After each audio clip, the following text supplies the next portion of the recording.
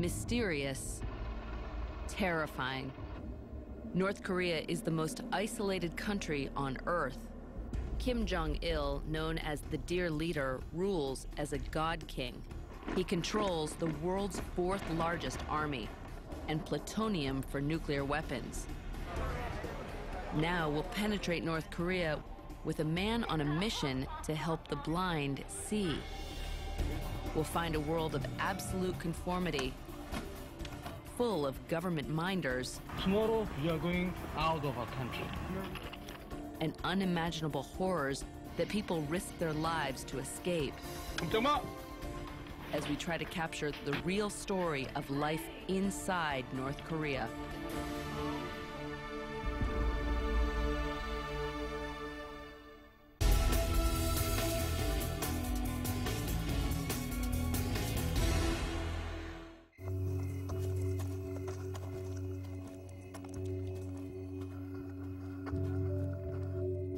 "1:45 a.m., the 38th parallel, along the border of North and South Korea. The 238-kilometer-long border is the most heavily militarized in the world. This joint South Korean-American platoon is on constant alert for infiltrators from the north. Behind these fences, North Korea has a 1 million-man army. And now, nuclear weapons which they could use or possibly give away to terrorists.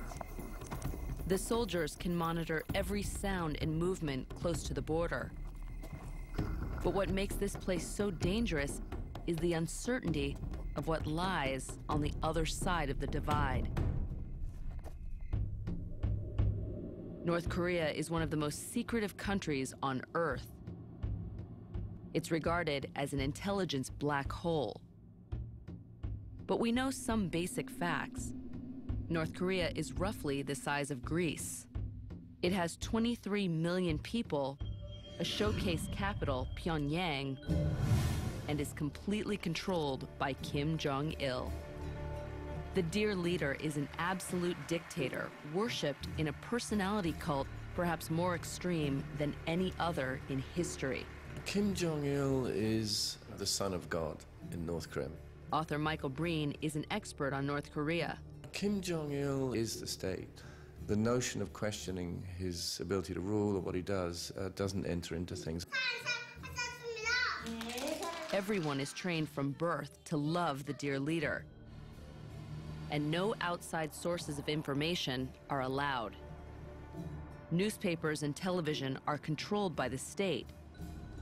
There's no internet, cell phones have been banned, and many don't even know a man has walked on the moon. Ju Sung-il defected from North Korea. There's no freedom. It's a country run on tyranny and dictatorship. I don't think anyone can understand North Korea until they experience it. North Korea is known as the Hermit Kingdom because of its extreme isolation from the rest of the world. But on the other side of Asia, one man is literally planning to bring light to the darkness of North Korea.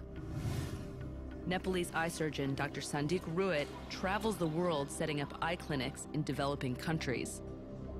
Dubbed a miracle doctor by the media, Ruit trains local doctors in inexpensive and effective treatments for cataracts. North Korea may be his biggest challenge yet. Thousands of people go blind due to a lack of even the most basic medical facilities. The annual number of surgeries performed is just very little. And the blindness magnitude is one of the highest in the world. Ruit plans to travel from Nepal to North Korea to do more than 1,000 surgeries in less than 10 days. His mission is purely humanitarian. But what the North Koreans don't know is that our camera crew is going with him. So what do you think of the cameras so far, Dr. Ruit? I think it's big. You think these cameras are big? It's big. I'm Lisa Ling, a reporter for National Geographic. Our camera crew is posing as members of Dr. Ruit's medical team. We're going to document his work and show the world what life is like inside North Korea. This meeting in a Kathmandu hotel room will be the last time our team can converse in private. So there will be a North Korean man traveling with us the entire time, from here to Pyongyang. From here to Pyongyang and back to Kathmandu. North Korean minders will meet us in Nepal and monitor every step until the trip is over. Dr. Ruot knows our South African cameraman, Brian, and I will be watched very carefully. Do you think that Brian and I will be followed? I'm sure. And he's concerned that the cameras will attract too much attention as we enter the country. We can put the camera down there. And wants to pack them more carefully, buried beneath the medical equipment. Okay, and pack it with linens. At the Kathmandu airport, a North Korean official checks our luggage. And Dr. Ruot's plan for packing our cameras seems to work. And everything is okay. Release the luggage. 2 North Korean minders are already keeping an eye on things. And our team is on edge as we wait for our flight. All of us will be watched very carefully. Yeah. I think you shut your camera down now. After hours in the air, we steal these shots as we approach North Korea. Normally, Americans are not welcome here, and I'm told I'll be the only one in the entire country. North Korean animosity toward the U.S. hasn't changed since the Korean War more than a half-century ago. They still view us as imperialists and hold us responsible for dividing the country between North and South. On the ground, we get our first glimpses of the capital, Pyongyang, and shoot undercover footage. No easy task with minders in the car. We pass 12-lane highways with hardly any cars and see images of the great leader everywhere. Pyongyang is a city of the relatively privileged. The government rewards strong supporters by letting them live here. And unless you're a high-ranking official, you need a permit to travel anywhere in the country. They've seized our cell phones. Immediately, there's a feeling of being completely cut off from the outside world. At the hospital, hundreds of blind people have already gathered for surgery. Since the North Koreans know we're documenting Dr. Ruot's medical procedures, we're allowed to shoot inside. Hopefully, this will let us see past the propaganda that's usually presented to outsiders. This hospital's probably as fancy as it gets in North Korea. Most of this cutting-edge equipment was donated by other countries, but few doctors know how to use it. It is from America, Iris. The government has let Dr. Ruot and his team come because it's a way for Kim Jong-il to get services to his people. Our team has had to bring most of our equipment and supplies with us. And because blackouts are common, even here in the capital, we've brought our own generator for power. We can only stay for 10 days, but in that time, Dr. Ruot hopes to conduct more than 1,000 operations to help the blind see. And if the mission's to be a true success, he'll train North Korean surgeons to carry on his work after we leave. With such a poor quality of surgery which is performed, we need to do a lot of training programs. While we're anxious to get to work, first our minders want to take us to see their version of North Korea. We're starting to get a sense of what it's like to be trapped under the iron grip of Kim Jong-il. At our hotel, all of the books are by one author, Kim Jong-il's father, the founder of North Korea, Kim Il-sung. I hope we can see what life's really like here, but Kim Jong-il controls everything. And the rare times that he's granted foreigners access, they've only been shown idealized versions of the country, like in this Dutch documentary called A Day in the Life. In this scene, a mother sings nursery rhymes as she walks her child to school. 아니, 승냥이 미국 놈 무릎 꿇고 살려달라. Then she goes to work at the garment factory. It's a worker's paradise.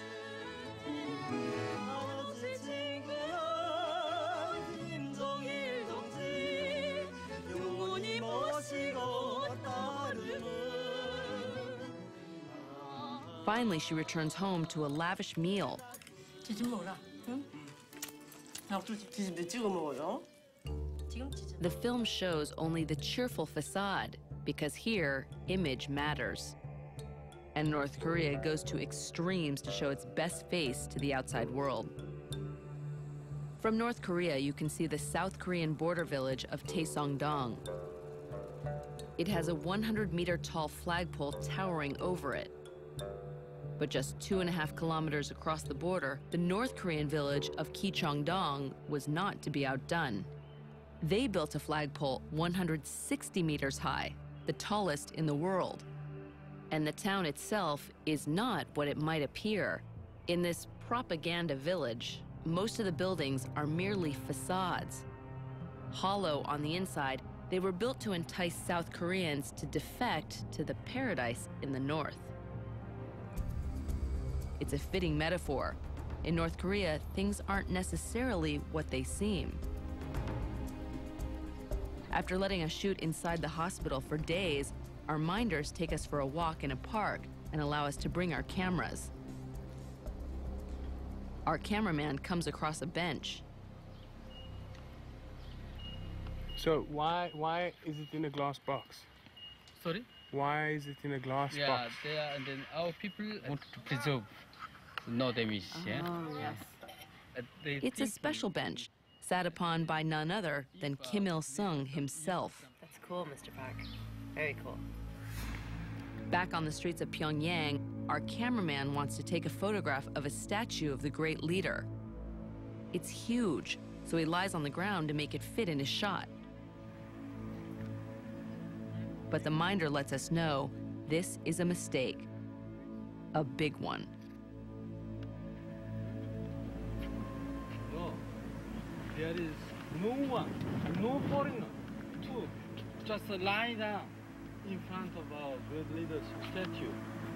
I'm afraid tomorrow we are going out of our country. The minder doesn't follow through on his threat to kick us out of the country.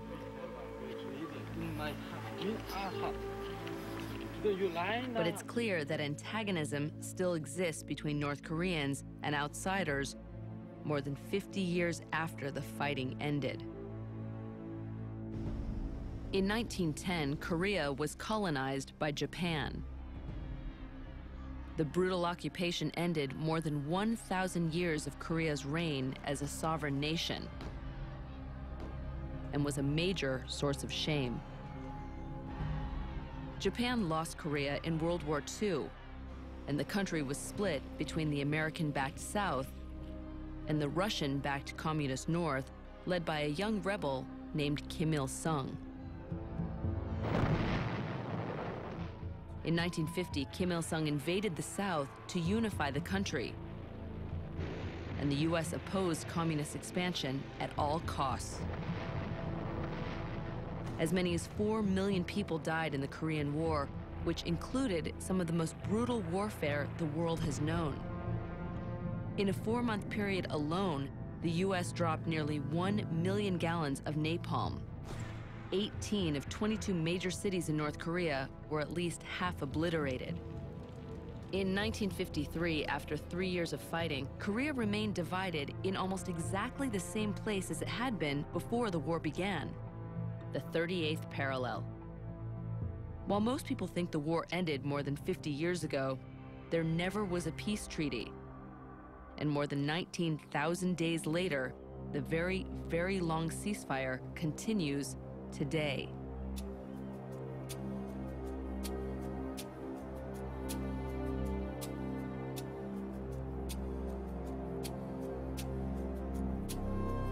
The Joint Security Area on the border of South Korea is the one place where North Korean forces stand toe-to-toe with the rest of the world. On one side of this concrete marker is North Korea. On the other, the joint American-South Korean forces. Every flinch is monitored. Neither side wants to blink, and nobody has for more than 50 years. In this unique area, each side shows its best face. The North puts only well-fed top officers here, and the South stacks their side with men who are at least 1.77 meters or taller. But only one side is worried that their soldiers might want to defect across the divide.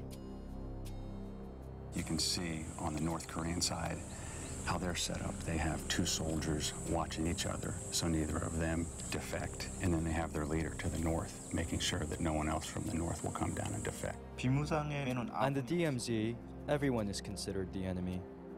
Defector Ju Sung-il was a North Korean officer. Whether you're a North Korean resident, a soldier, or South Korean defector, we had to kill without question. With everyone watching, no one can cross here. And defecting anywhere else along the DMZ is nearly impossible. The DMZ, or Demilitarized Zone, is a 4-kilometer wide buffer that runs 238 kilometers along the border of North and South Korea. With more than 1 million landmines, high-voltage electric fences, and nearly 2 million soldiers, crossing over is almost certain suicide. Above ground, the DMZ is an almost impenetrable divide. But below ground, the North has secretly dug at least 4 invasion tunnels into the South. Carved through solid bedrock, the tunnels are wide enough to allow 10,000 North Korean soldiers an hour to sneak behind enemy lines. Some are even big enough to drive a tank through. These tunnels were discovered before they were completed, but military officials think there may be as many as 16 more scattered elsewhere along the DMZ.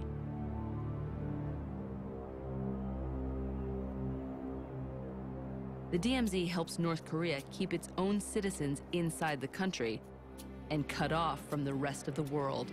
She's very blind, isn't she? She's totally blind. At the hospital, more than 1,000 blind patients from all walks of life have been picked by the government to see Dr. Ruitt. Waiting in line, we meet an older woman who's been blind for 7 years. Her son-in-law has brought her today for her preliminary exam. She's totally blind in her right eye and can barely see out of the other.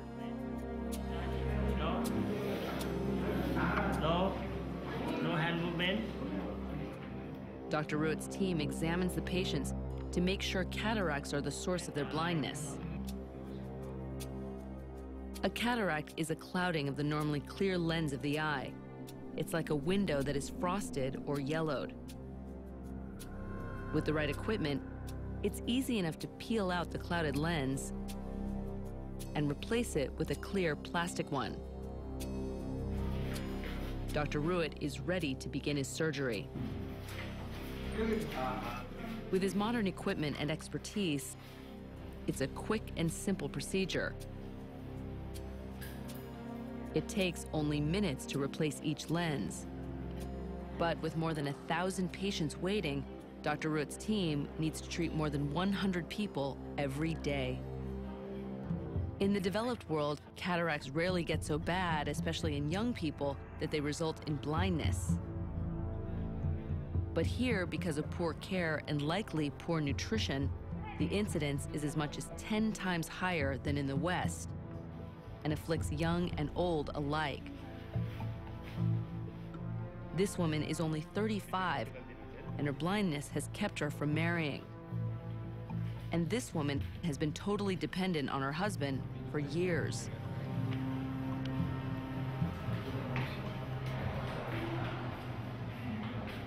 The demand here is enormous, but in North Korea, cataracts are only a small part of the humanitarian nightmare.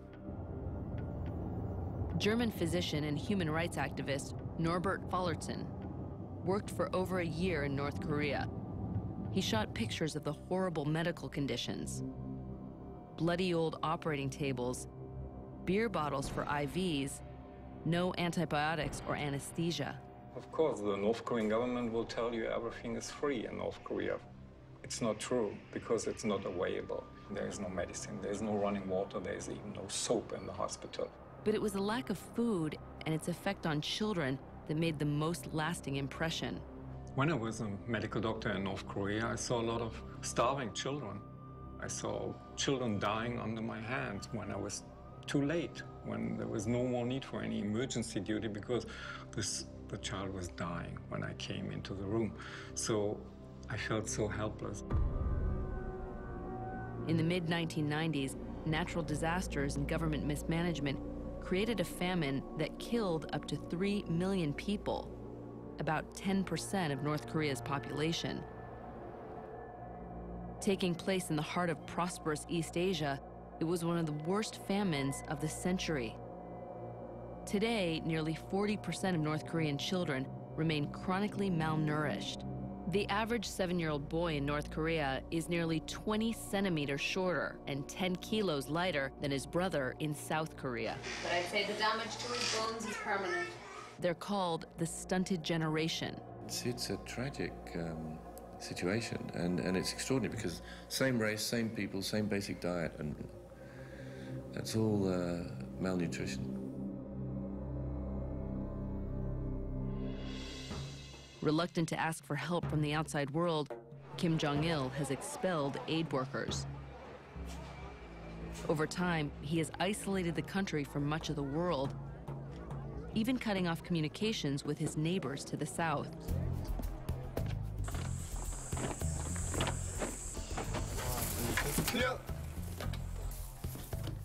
This room on the DMZ is one of the few places set up for meetings between the North and South Koreans. One door opens to the south and the other to the north. They hold hands to keep from being pulled over the border. Both sides have access. But despite only being separated by a pane of glass, a meeting is hard to come by. Simply trying to get a message across the border reveals how much relations have broken down. Today, the joint U.S.-South Korean forces have a message to pass to their counterparts only a few meters away in the north. A telephone hotline is supposed to connect the two sides. They use a 1962 Russian crank phone contributed by the North Koreans in the 1980s to ring up their neighbors to the north.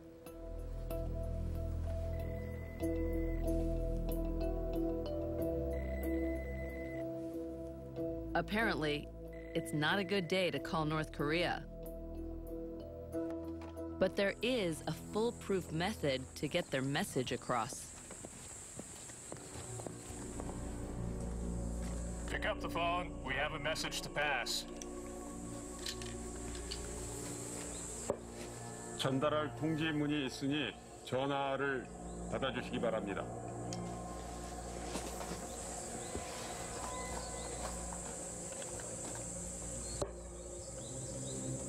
We have a message to pass and we'll be reading it.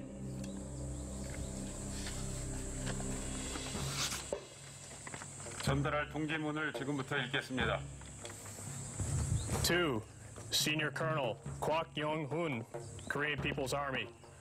Subject, remains repatriation. The South Korean forces have found the body of a North Korean soldier who was washed downstream after a recent storm. In accordance with paragraph 13 Foxtrot of the Armistice They want to Agreement, repatriate this body, along with more than 50 Korean war remains they believe belong to the North.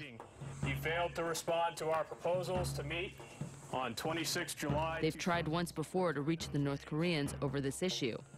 I propose to meet you in the Military Armistice Commission conference room at 1400 hours to arrange the repatriation of all these remains. Signed, Colonel John W. Towers, Secretary, United Nations. But today, again, the only response is silence. Evidently, the North Koreans respond only when Kim Jong-il tells them to. Making the case that it's part of our medical research, I've been pushing our minders for a while to let us go to the home of a blind patient.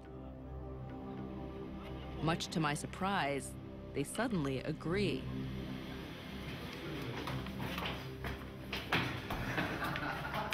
The blind woman lives in a 6th-floor apartment in the heart of Pyongyang.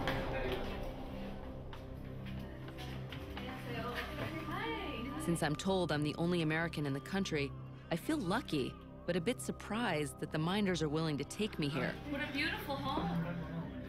There are 6 government officials watching our every move, but it's still a rare chance to see inside a real North Korean home. Like others in Pyongyang, this is a privileged family. The woman lives here with 4 of her family members, including her 2 granddaughters. How difficult is life for your mother without sight? The son-in-law answered without missing a beat. The most difficult thing for my mother-in-law is not being able to see Kim Jong-il, the dear leader. Why do you want to see the supreme leader so much, so bad? 이 세상에 났다가 우리 수령님 덕에 우리 자식들 팔남매가 이렇게 행복하게 사는 걸 우리 수령님을 쳐다보고 인사하고 싶어도 수령님이 용상이 우리 빛이라도 보였으면 하는 소원이 됐습니다. She was obviously moved, but what surprised me was so was everyone else. This party official is crying. Even this government minder. 어머니 말씀 들어서 눈물이 나는데 나라가 곧 장군님 안 계신다면 우리는 다 죽은 목숨을 하는 거예요.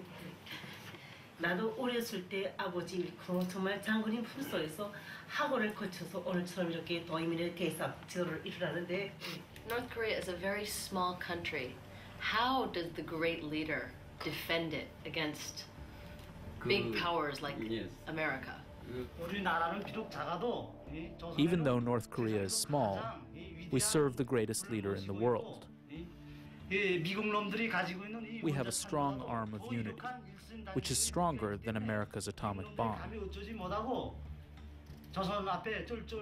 America has no idea how to deal with this.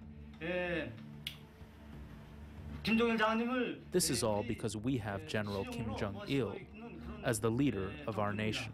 It helps to have nuclear weapons, doesn't it? As the conversation wound down, I wondered, where did North Korea's willingness to face down the entire world come from? Our country's unity is stronger than a nuclear weapon, so we're not afraid. How did this powerful mindset take hold? North Korea's defiant stance toward the rest of the world stems from a philosophy created by Kim Il-sung called Juche. The Juche philosophy basically means up yours to the outside world. We can make everything ourselves, we don't need you. And from an outsider's perspective, it's a peculiar thing. I mean, why make such a big deal out of being independent? Your people are starving, you've got no economy, you've got no trade. But in the Korean context, it has a profound resonance because Korean history is one of invasion and all sorts of abuse from major powers. So the North Koreans turned this history around and said, we're not going to take it anymore.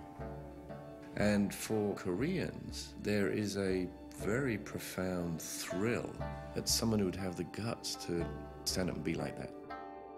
Kim Il-sung used Juche ideology to run North Korea for half a century and to transform himself into the father figure of the nation. He ruled with an iron fist and wielded absolute power.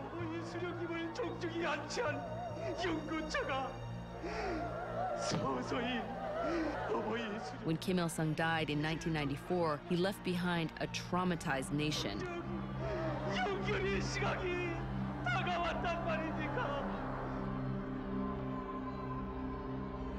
His son, Kim Jong-il, took power in the world's first communist dynastic handover. Following in his father's footsteps, Kim Jong-il rules by fear and rarely listens to his own advisors. Hwang Jong-yap was a high-ranking party official. When I proposed something, he would pretend to listen at first. But in the end, he would never listen. Over the years, Kim Jong-il has used the Juche philosophy to unify his people in opposition to all things foreign, especially during times of hardship like famine. But personally, he indulges in luxurious imports. He has a 20,000 title private movie collection, a fleet of more than 100 imported limousines, and at one point was the largest single customer of Hennessy cognac in the world. Still, he uses the Juche ideology of self-reliance to justify his rule and crush all dissent. And one way he's held on to power is through the use of concentration camps to strike fear into the hearts of the people. Places like this, a 50-kilometer by 40-kilometer long work camp known simply as Number 22, are scattered throughout North Korea. Camps can be the size of small cities. Number 22 reportedly holds up to 50,000 people, and many who enter don't leave alive. Defector An Myung-chol was a guard at Number 22. He escaped through China and is one of the few guards to tell his story to the outside world. Though satellites provide the only photographs of his camp, An remembers every detail. When we were educated as guards, we were told not to think of the prisoners as humans. The moment you enter a North Korean prison camp, you're no longer a human being. If you think you're a human being, there's no way you can survive in the camps. An saw his fellow guards beat and even shoot prisoners for minor offenses, like searching for mice to eat. Food was always scarce. I remember seeing kids fighting over a corn kernel they found inside cow dung. A cow had eaten corn, and the children fought over it, and eventually washed it in the water and ate it. Camp 22 is a family camp. The people there didn't actually commit crimes themselves, but were the family members of those who allegedly did.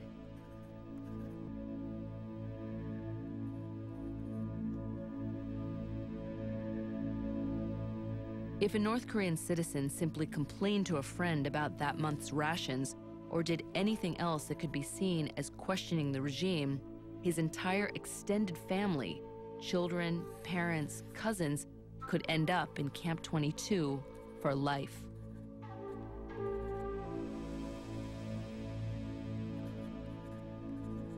The people didn't know how or why they ended up there. Camps, especially those like Number 22, which house the families of the accused, keep people loyal to the regime. And when someone tries to defect from the country, their family often faces death or imprisonment.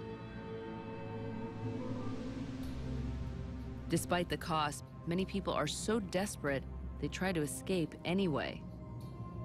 Most go through China, which shares a long border with North Korea. For years, especially after the famine in the late 90s, missionaries and paid smugglers have led desperate people out. Tens of thousands of North Korean refugees have come through China. Many are led out by Pastor Chun, a South Korean living in Seoul who risks his life bringing people to freedom. Before the group makes its move, I tell them which parts are dangerous or what to look out for. They could potentially be thrown into prison camps or executed. so everyone is extremely nervous and frightened. You can never tell when you're going to be arrested by the Chinese police, or if you're going to be shot while crossing the border. While some continue on to South Korea or elsewhere, those who remain in China live marginal existences and are under constant threat of repatriation back to North Korea. Though thousands have snuck out of North Korea through China, only a handful have successfully crossed the DMZ into freedom. One of the few to escape directly to South Korea is a 25-year-old student living in Seoul, Ju Sung-il. I personally believe that I made it through with the guidance of an invisible hand because of God's will. Ju used to be a guard in charge of a propaganda broadcasting booth on the North Korean side of the DMZ. My position was not an easy one to get. It required extremely strong loyalty and belief in the system. And not one mistake would be tolerated. One night, a soldier working for Ju broadcast the wrong message. He told the enemy that the next day was a holiday in the north. If I had stayed, I would have been under great threat from the North Korean government. I believed my chances of survival were zero. Before the authorities arrested him, Ju and his friend tried to escape the only way they could, across the DMZ. They drugged their fellow guards and came to a series of deadly electric fences used to keep people inside North Korea. Ju thought he had a plan to divert the current long enough for them to squeeze by, but he wasn't sure it would work. Even though I had worked on electric fences before, I wasn't confident that I had mastered the skills, so I felt scared. Ju assembles a special plastic pole he stole from an equipment shed. He takes off his clothes so he can slip under the fence more easily and wraps the end of the pole in case any electricity flows to the handle. Ju needs to hook the pole onto the electric fences in order to temporarily divert the electricity into the ground. One slip can be disastrous.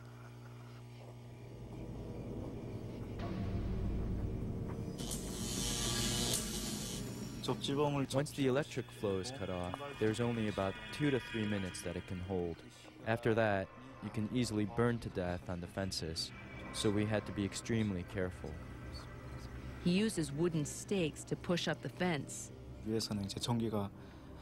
I could still hear the electric flow in the fence. The pole a couple of meters in front of me sounded like it was crying out, almost as if it was going to burst soon, at any moment.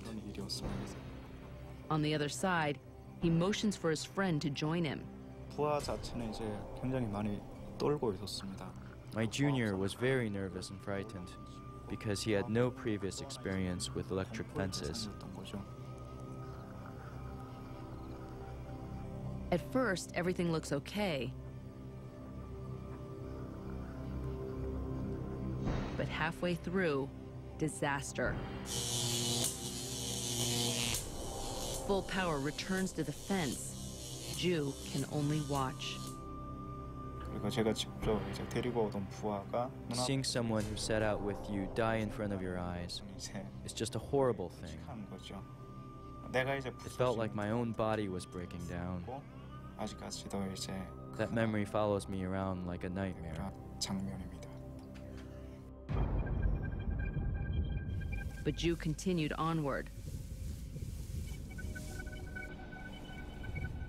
Step by step, he picked his way across one of the largest minefields on the planet. Finally, he crossed into South Korea and surrendered at a guard post. For me, I had a privileged life in that society, but I don't yearn for it anymore. There's one core value that is missing there, which I think is freedom. I can say that I don't miss the North because it doesn't have freedom. But there was a huge cost to be paid. When asked what happened to his family as a result of his leaving North Korea, he replied ominously, I'd rather not talk about it.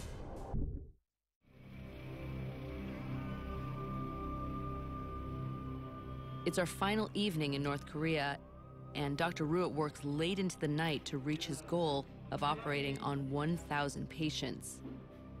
He believes in humanitarian engagement with all of the countries of the world, whatever their politics.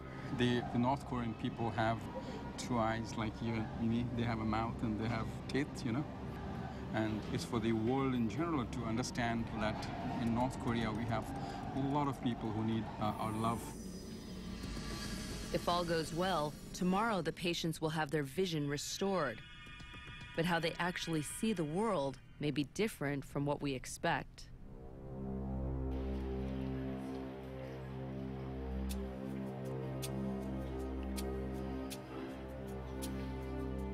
At the hospital, the cataract patients are waiting for Dr. Ruet to remove their bandages. He's achieved his goal of operating on more than 1,000 patients. But they still don't know if they'll be able to see.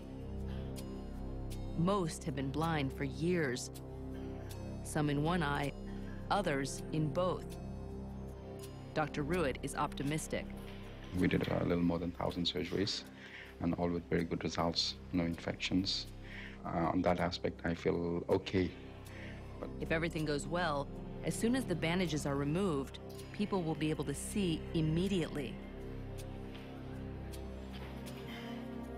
The minder gives us one last warning to shoot only the full image of the dear leader.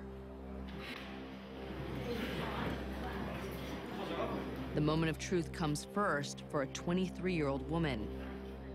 She's come with her father and has been completely blind for years.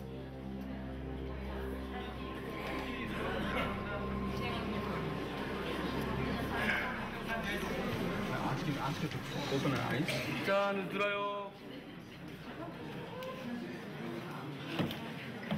Yeah? Can she touch my nose? Where is your? Ask her where is her father. 아버지 어디 있나 여기? 여기 있습니다.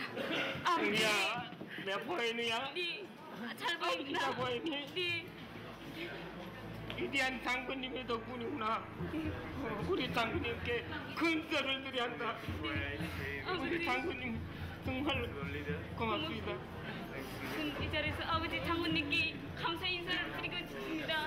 위대한 연주자 김정일 원수님 정말 고맙습니다.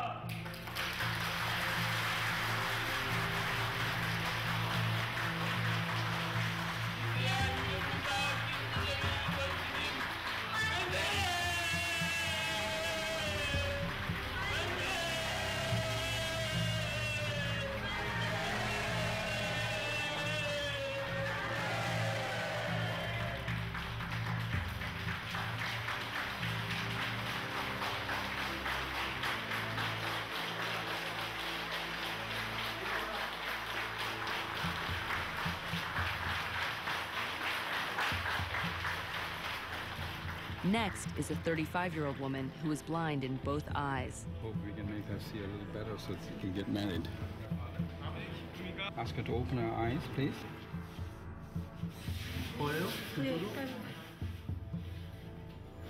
지원 소위를 도만해서 소금을 많이 내어 장군님께 기쁨을 드리겠습니다. 정말 고맙습니다.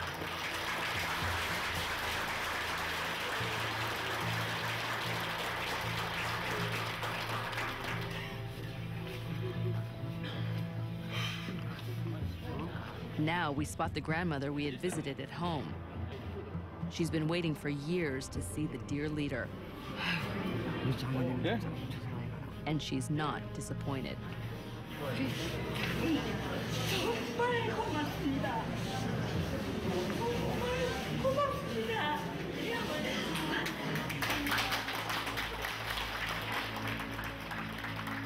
Each time a patient regained their sight, we were amazed to see them direct their gratefulness toward the dear leader. 부디 건강하십시오. 이렇게 늙은이 어린이 아픔이 안아주시니 얼마나 고맙습니까?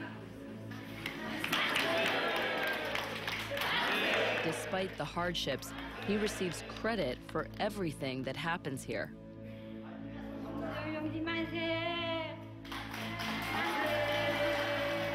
As I watched hundreds of people do and say virtually the same thing over and over and over again, I wondered which people had genuine faith and which were acting out of fear. 제가 다 하지 못한 충성과 활성을 우리 아들딸이 다 하도록 하며 우리 장군님을 천세만세 받들어 모시겠다는 것을 굳게 교리한다. And finally, it hit me. Here, after generations of absolute rule and complete indoctrination, there may not be a difference between true belief and true fear. 미제의 원수들을 이 땅에서 완전히 소멸할 때까지 선에서 총을 든든히 들어주고 미제 침략자들을 철저히 소멸할 것입니다. North Korea is a place ruled by an absolute dictator who now possesses nuclear weapons. It's no longer possible to regard the country as an isolated anomaly. What happens here in the Hermit Kingdom can directly touch everyone in the world.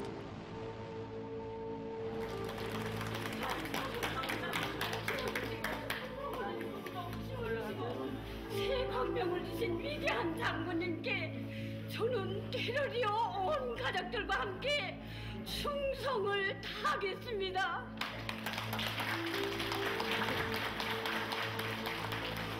위대한 영도자 김정일 동지 만세! 만세!